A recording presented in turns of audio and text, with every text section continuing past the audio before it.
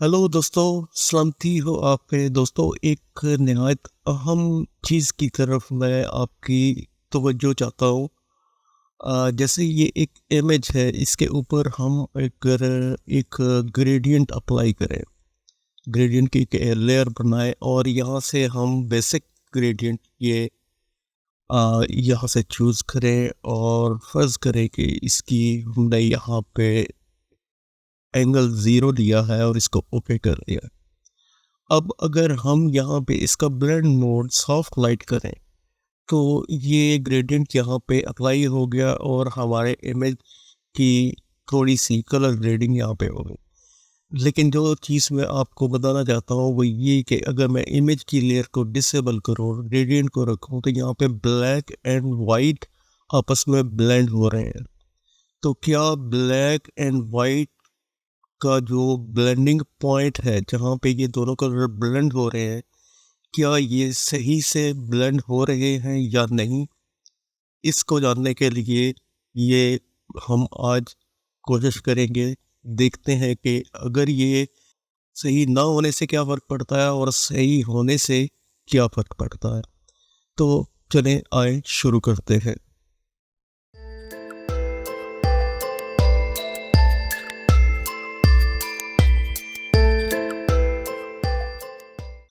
मैं यहाँ पे एक न्यू डॉक्यूमेंट ले रहा हूँ 1000 बाय 1000 पिक्सल। इसकी रेजोल्यूशन मैं 300 रख रहा हूँ पिक्सल्स पर इंच। आरजीबी कलर 8 बिट्स में और बैकग्राउंड कंटेंट इसका वाइट। इसको यहाँ पे ओके कर।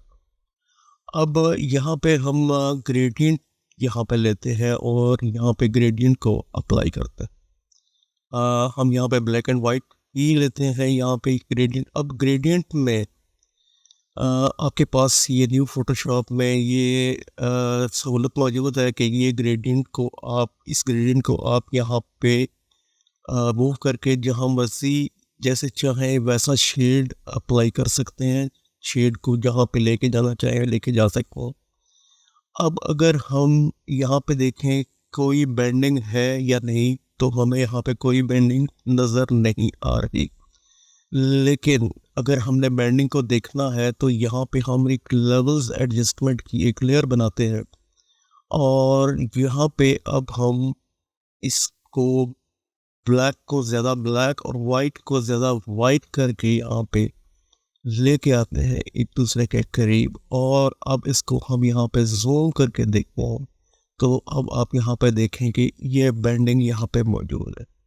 ये हमारे इमेजेस के ऊपर भी इसी तरह से बेंडिंग होती है जो इमेजेस के ऊपर अफेक्ट करती है। जैसा कि मैंने आपको इमेज के ऊपर ग्रेडियंट अप्लाई करके बताया। तो इस बेंडिंग से हम कैसे डील कर सकते हैं। आप ग्रेडियंट वाली लेयर को सिलेक्ट करके यहाँ पे टॉप में आपको एक डिथर का ऑप्शन नज़र आएगा। तो ये है कि डिथर टू रिड्यूस बेंडिंग। जब आप इसको चेक करेंगे तो आप ये देखेंगे दोनों कलर वाइट और ब्लैक आपस में एक नॉइज़ के साथ यहाँ पे ब्लेंड हो रहे हैं। तो ये भी सही नहीं है। तो डिथर है क्या? हम पहले ये जानने की कोशिश करते हैं कि डिथर क्या है। डिथर डिजिटल इमेजिंग में एक ऐसा अमल है जिसमें फोटोशॉप भी शामिल है, जो हाफ टोन्स कहलाने वाले छोटे छोटे ओवरलेड नुक्तों को जोड़कर पेंट शुदा तस्वीर की ज़ाहिरी शक्ल को नकल करता है।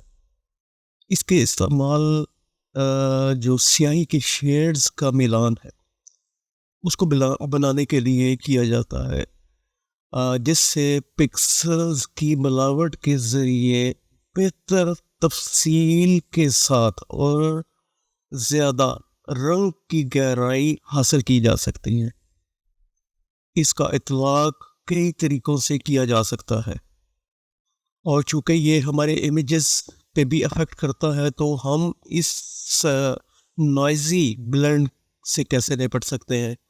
तो हमने डिथर को इस्तेमाल किया। डिथर को अनचेक करते हैं यहाँ पे तो ये बेंडिंग यहाँ पे बन जाती है इसकी। तो ये इमेज के ऊपर भी अफेक्ट करता है अगर आपने इसको इमेज के ऊपर अप्लाई किया है। और इसको चेक करते हैं तो ये एक नॉइज़ी ब्लेंड बनता है। तो इसका सबसे बेहतरीन तरीका ये है कि आप डिथर को भी यहाँ पे अप्लाई करें और इमेज में जाके इसका जो इमेज मोड है उसको 8 बिट पर चैनल की बजाय 16 बिट पर चैनल यहाँ पे कर दें। तो अब आप देखें यहाँ पे कि स्मूथ ब्लेंडिंग है, यहाँ पे ब्लैक एंड वाइट के दरमियान कोई, अगर आप यहाँ से डिथर को अनचेक भी कर दें तब भी ये यहाँ पे स्मूथ। और इसको अब अगर आप एक्सपोर्ट करना चाहें, सेव एक्सपोर्ट एज में जाके, और एक्सपोर्ट एज में आप ज़ाहिर है इसको एज जेपीजी अगर इसको करें और इसको जूम करके देखें जितना मर्ज़ी आप 600-700% तो आपको कहीं भी बैंडिंग नज़र नहीं आएगी। तो आप इसको ऐसे भी एक्सपोर्ट कर सकते हैं और यहाँ पे बैंडिंग भी नहीं होगी और ये आपके इमेज के ऊपर अफेक्ट भी नहीं करेगा।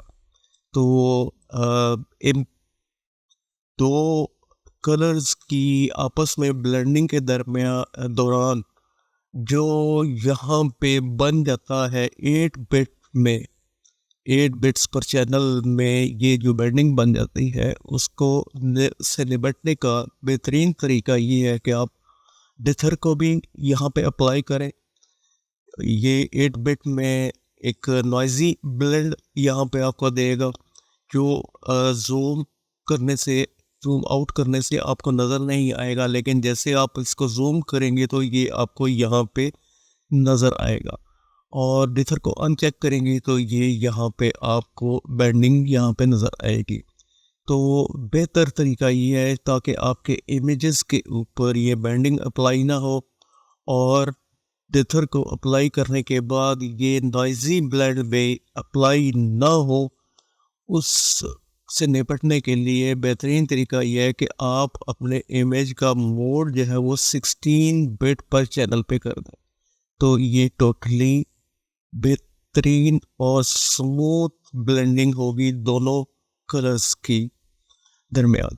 तो अब आप इसको जो लेवल्स की हमने लेयर बनाई थी इसको यहाँ पे आप डिसेबल करके यहाँ पे देखें तो वैसे भी हमें ये नज़र नहीं आता, लेकिन ये जब हम इमेज के ऊपर अप्लाई करते हैं इस तरह के ग्रेडियंट को तो ये दोनों कलर्स के दरमियान ये बैंडिंग ज़रूर मौजूद होती है जो इमेजेस के ऊपर अफेक्ट करती है।